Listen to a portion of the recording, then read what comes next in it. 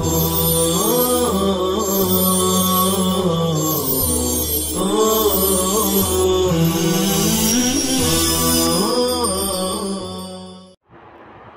اللہ الرحمن الرحیم الحمدللہ رب العالمین والصلاة والسلام علی سید المرسلین وعلی آلہ واصحابہ الطیبین الطاہرین۔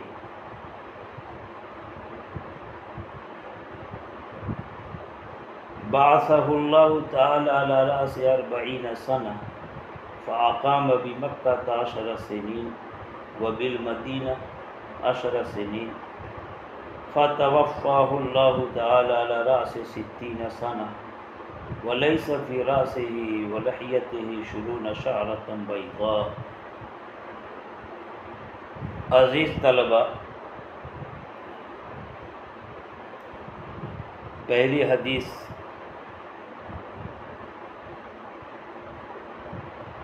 کا یہ ٹکڑا ہے۔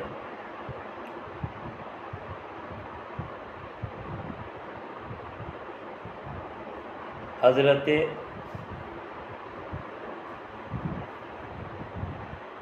انس بن مالک جو حضور کا حلیہ بیان فرما رہے تھے، وہ آخر میں فرماتے ہیں کہ بعثہ اللہ تعالی علی رأس 40 سنہ، کہ اللہ تعالیٰ نے آپ صلی اللہ علیہ وسلم کو 40 سال کے سرے پر مبعوث فرمایا۔ راس اس کے مشہور معنی تو سر کے ہیں، جیسا کہ آپ لوگ جانتے ہیں، لیکن یہاں 3 معنی کا احتمال ہو سکتا ہے، ایک اول، ایک آخر، ایک وسط۔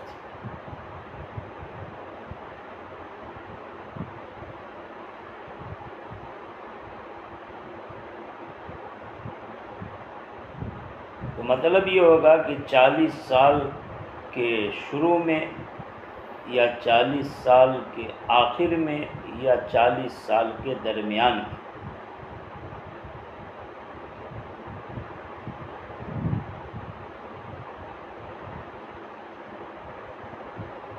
چنانچہ اور دوسری روایتیں ہیں جن سے یہ تینوں باتیں ثابت ہوتی ہیں۔ بالکل 40 سال ہوتے ہی شروع میں آپ صلی اللہ علیہ وسلم کی بعثت ہوئی، یا اس 40ویں سال کا وقت چل رہا تھا، یا 40واں سال ختم ہونے پر تھا، اول میں یا آخر میں یا درمیان میں۔ بہرحال 40 سال مکمل ہے، اس پر سب کا اتفاق ہے۔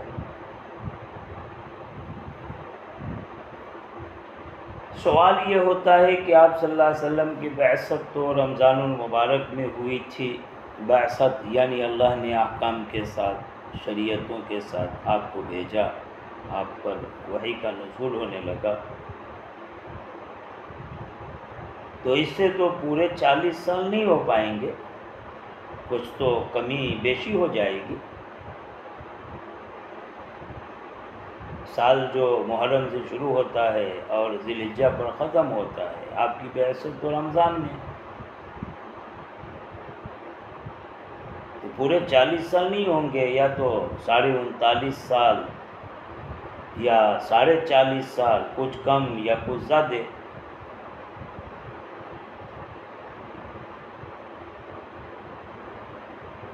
تو پھر 40 سال والی روایت کا کیا جواب ہوگا؟ اس کا جواب یہ ہے کہ جہاں 40 سال کی روایت آئی ہے، وہاں عدد میں قصر کو چھوڑ دیا ہے۔ قصر کا مطلب پورا عدد کے خلاف،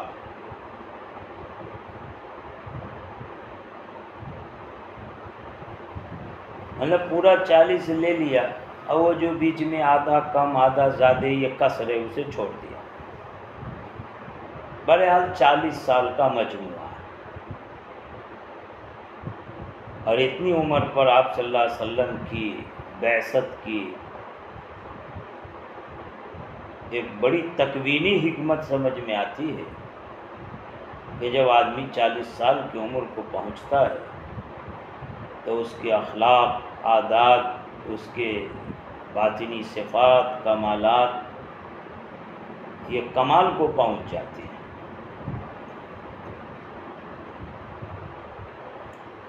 چنانچہ حضرت امام غزالی رحمۃ اللہ علیہ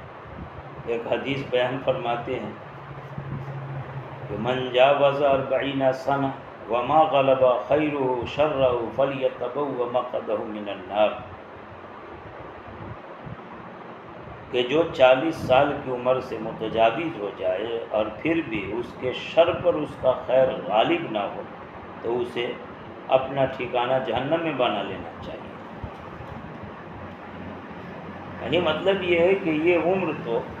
باطنی صفات کے اعتبار سے نکھر جانے والی ہے، اور پھر بھی سیاہ کاریوں میں لگا ہوا ہے، تو پتہ نہیں وہ کب سدھرے گا۔ لگتا ہے کہ آخر میں بدعمالیاں کر کے وہ خود سے اپنا ٹھکانہ جہنم میں بنا رہا ہے۔ حضرت تھانوی رحمۃ اللہ علیہ کا مشہور قول ہے کہ جس کے سر داڑھی کے بال سیاہ ہوں اور دل سیاہ رہے تو اس پر حیرت ہوگی، لیکن زیادہ حیرت نہیں ہے، جوانی ہے، جوانی کا جوش ہے، جذبہ ہے، گناہ کرنے کی عمر ہے، لیکن حیرت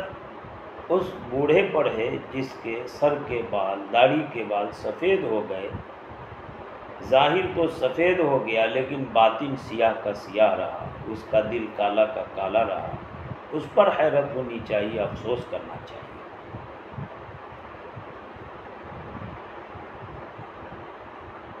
روایت پر ایک اشکال یہ ہو سکتا ہے کہ حضرت عیسیٰ علیہ السلام کو تو بچپن ہی سے نبوت مل گئی تھی، ماں کی گودی میں وہ کہہ رہے تھے انی عبد اللہ آتانی الکتاب وجعلنی نبیا، میں تو اللہ کا بندہ ہوں، اللہ نے مجھے کتاب عطا کی ہے، مجھے نبی بنایا۔ تو حضرت عیسیٰ تو بچپن ہی میں نبوت سے سرفراز کر دیے گئے، جبکہ آپ صلی اللہ تعالی وسلم کو 40 سال تک انتظار کرنے کے بعد نبوت ملی۔ اس سے تو حضرت عیسیٰ کو آپ صلی اللہ علیہ وسلم پر فوقیت اور فضیلت ثابت ہو جاتی، حالانکہ آپ صلی اللہ علیہ وسلم سارے نبیوں رسولوں، جن میں حضرت عیسیٰ بھی ان سب کے امام سردار۔ اس کا جواب یہ ہے کہ ایک دوسری روایت ہے جس میں کہا گیا کنت نبیوں وآدم بین الماء والطین، کہ میں تو اس وقت ہی نبی تھا جب آدم مٹی اور پانی کے درمیان، یعنی ان کا پتلا تیار کیا جا رہا تھا، تبھی مجھے نبی بنا دیا گیا تھا۔ اصل میں بعثت اور نبوت کی دو قسمیں ہوتی ہیں، ایک تقدیری اور ایک تحقیقی۔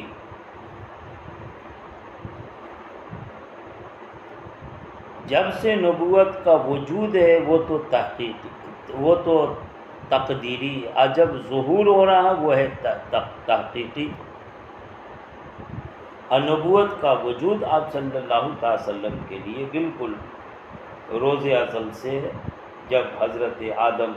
پانی مٹی کے درمیان تھے تبھی آپ صلی اللہ علیہ وسلم کو نبی بنا دیا گیا تھا۔ یعنی آپ صلی اللہ علیہ وسلم کی نبوت تو پہلے سے طے ہے، چنانچہ فرشتوں میں اس کو ظاہر بھی کر دیا گیا تھا، البتہ اس کا تحقق بعد میں ہوا جب آپ صلی اللہ علیہ وسلم کی عمر 40 سال کو پہنچی۔ تو کنت نبیًا والی روایت اور 40 سال پر مبعوث ہونے والی روایت میں تعارض جو تھا وہ بھی ختم ہو جاتا، اور حضرت عیسیٰ کی فضیلت کا جو اشکال آتا تھا وہ اشکال بھی دور ہو جاتا۔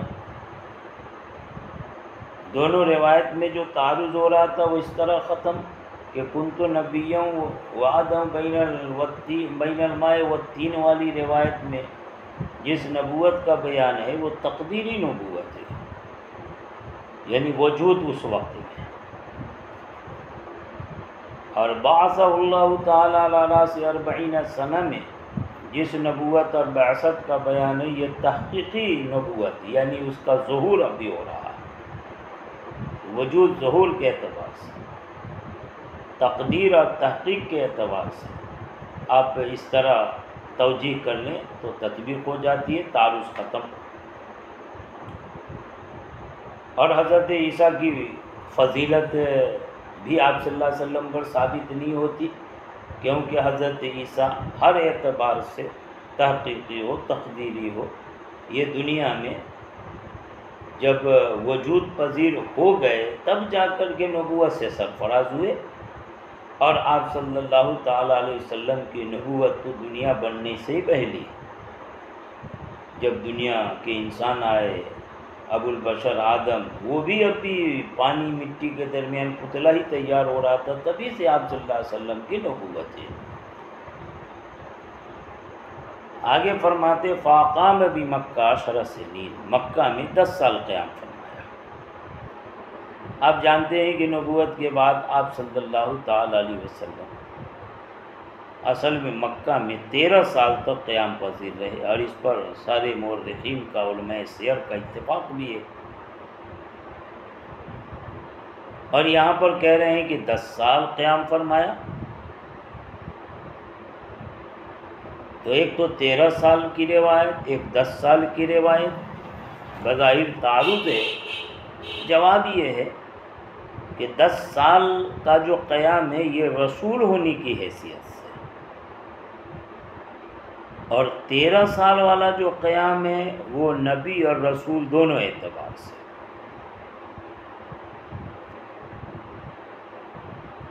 ایک جواب یہ بھی دیا جاتا کہ اصل تو 13 ہی سال ہے، لیکن 10 میں جو 3 ہے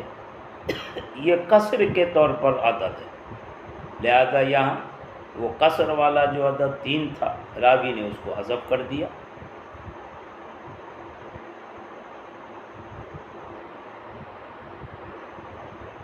تو قصر کو حذف کر کے 10 رکھے،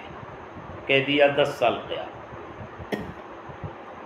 جیسے 40 سال والی روایت، تاریخ کی تحقیق کریں گے تو معلوم ہوگا 40 سال 10 دن ہے، بعض نے 40 سال 20 دن، بعض نے 40 سال اور اس میں 2 مہینے کا اور اضافہ کیا، لیکن روایت 40 سال آتی۔ تو یہ 10 دن 20 دن 2 مہینے 60 دن یہ سب قصر ہے، لہذا ان کو چھوڑ دیا، پورا عدد ذکر کیا۔ ایک توجہ یہ بھی کی جاتی ہے کہ اصل تو 13 ہی سال مکہ کا قیام ہے، لیکن 10 سال جو یہاں ذکر فرمایا، تو اس کی وجہ یہ کہ 3 سال تک وحی کا انقطاع رہا تھا، لہذا انقطاع وحی والے جو 3 سال تھے وہ شمار نہ کیے، اور ان کو حذف کر دیں گے تو 10 سال لے جاتے۔ فرمایا فتوفاہ اللہ علی رأس 60 سنہ، اللہ پاک نے انہیں 60 سال کے سرے پر وفات دی۔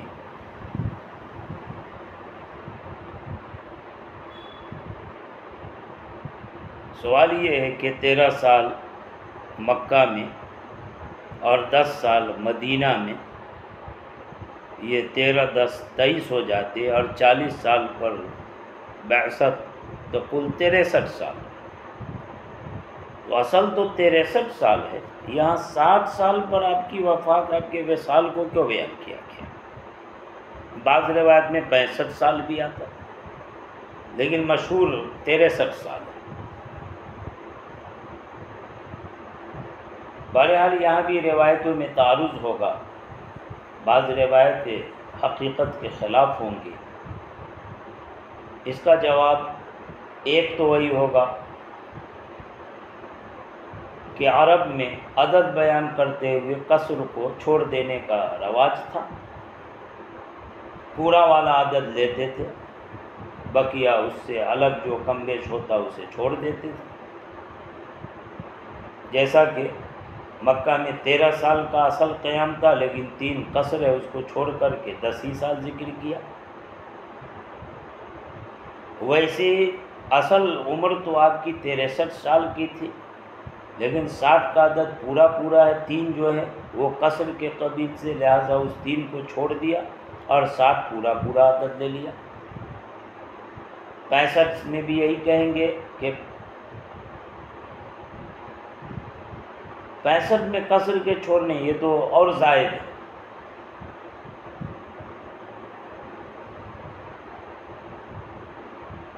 ساٹھ اور 63 میں تو بات سمجھ میں آتی ہے کہ 63 میں 3 جو قصر ہے اسے چھوڑ دیا اور پورا 60 مراد لیا، لیکن 65 یہ بیچ والا عدد کے اعتبار سے پورا عدد ہوتا ہے۔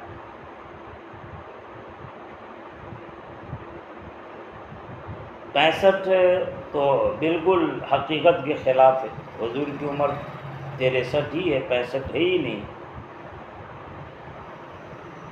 تو کم کر کے قصر کو چھوڑنے کی بات تو سمجھ میں آئی، یہاں پر بڑھا کر کے کہ 60 نہیں 63 نہیں 2 اور بڑھا دیا 65، اس کی توجیہ یہ کریں گے کہ عربوں کے اندر طریقہ ہوتا تھا کہ وہ کبھی کبھی ولادت اور وفات کے سال کو الگ الگ شمار کرتے ہیں،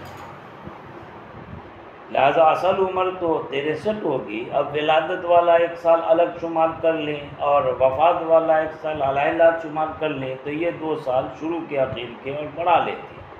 اس طرح 65 فرماتے ہیں۔ اور حضور کے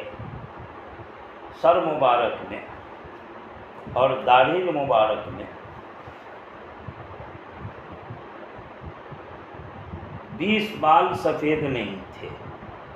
لیس فی راسی ولحیۃ 20 شعرۃ بیضاء، 20 بال سفید نہیں تھے۔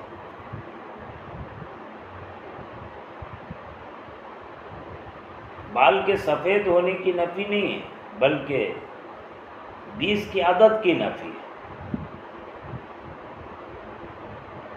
بعض روایت سے ثابت ہوتا ہے کہ حضور کے سر مبارک میں 17 بال، بعض سے ثابت ہوتا ہے 18 بال، بعض سے ثابت ہوتا ہے کہ 19 بال، یہ سفید۔ بہرحال 17 18 19 تک بالوں کی سفیدی پہنچی، 20 کو نہیں پہنچ سکی۔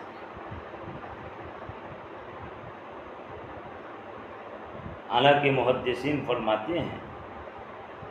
کہ بال کے سفید ہو جانے کے اسباب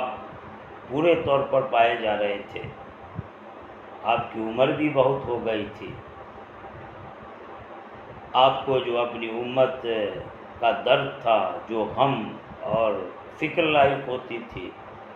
یہ سب بھی بالوں کو سفید کر دینے والے۔ خود حضور کا ارشاد شیبتنی سورۃ ہود والواقعہ والمرسلات، کہ مجھے سورہ ہود نے، سورہ واقعہ مرسلات نے بیان کی ہولناکیوں نے، ان صورتوں میں جو آخرت میں امت کے حال کو بیان کیا گیا، اس امت کے تعلق سے آخرت کی فکر اور قیامت کی ہولناکیوں کی وجہ سے ان صورتوں نے مجھے بوڑھا بنا کے چھوڑ دیا۔ لیکن اس کے باوجود اتنی عمر میں واقعات کی ہولناکی، غم اور فکر کے ہجوم کی وجہ سے سر داڑھی کے تو سارے بال ہی سفید ہو جانے چاہیے، اسباب کے ہوتے ہوئے، عمر کے ہوتے ہوئے آپ صلی اللہ علیہ وسلم کے سر اور داڑھی کے بال کی اللہ نے حفاظت فرمائی۔ اس سے بہت عجیب نقطے کی بات سمجھ میں آتی ہے کہ دنیا میں بالوں کا سفید پڑنا یہ عیب سمجھا جاتا ہے، خصوصاً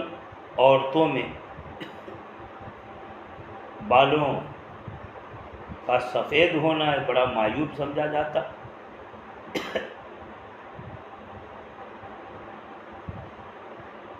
اللہ نے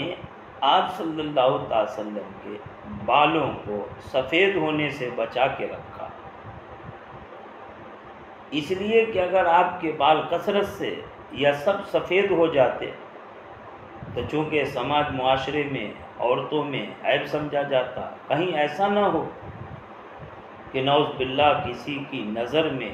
آپ صلی اللہ علیہ وسلم کے لیے تحقیر کا پہلو نکل آئے، اس کو عیب سمجھا جانے لگے۔ اگر ایسا ہو جاتا تو نظر میں تحقیر کا پہلو نکالنے والا، بال کی سفیدی کو عیب سمجھنے والا ایمان ہی سے محروم ہو جاتا۔ گویا ظاہری اعتبار سے بال کی سفیدی کی حفاظت فرما کر اللہ پاک نے سفیدی سے آپ کو بچا کر آپ کی امت کے ایمان کو محفوظ رکھا ہے۔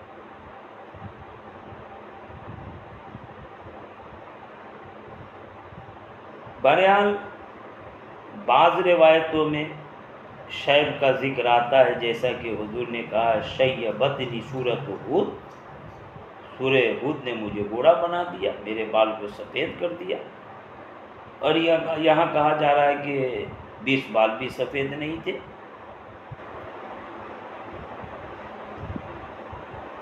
جہاں بال کے سفید ہونے کی نفی آئی ہے، سفید نہیں یعنی مطلب یہ ہے کہ مکمل سفید نہیں، کلی اعتبار سے، اور جہاں ثبوت ہو رہا ہے وہ جزوی اعتبار سے، لہذا دونوں میں کسی طرح کا کوئی تعارض نہیں رہے گا۔ گویا بال سفید ہوئے بھی تھے نہیں بھی، اگر ہوئے تو کم ہوئے، جیسے کہ بتایا 17، 18، 19 یعنی 20 بال سے بھی کم، 20 بال تک سفید نہیں ہوئے تھے۔ اور جہاں نفی کی گئی کہ سفید ہی نہیں ہے تو مطلب یہ کہ مکمل سفید نہیں۔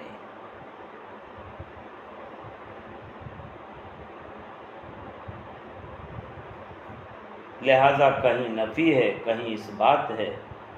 نفی اس بات دونوں میں کوئی تعارض نہیں ہوگا۔ جزوی اعتبار سے اس بات کی روایت اور کلی اعتبار سے نفی کی عبارت، بوڑھا کر دیا، بال کو سفید بنا دیا، یعنی بعض بال کو، سب کو نہیں، اور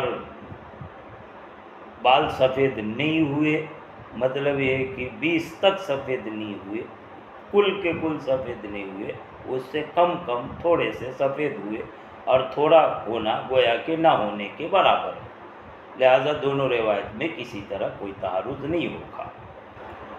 بہرحال اللہ پاک نے آپ کو ظاہری حسن و جمال کے اعتبار سے اتنا آراستہ بیراستہ فرمایا تھا، ہر طرح کے ظاہری جسمانی عیب سے بھی آپ کو محفوظ رکھا،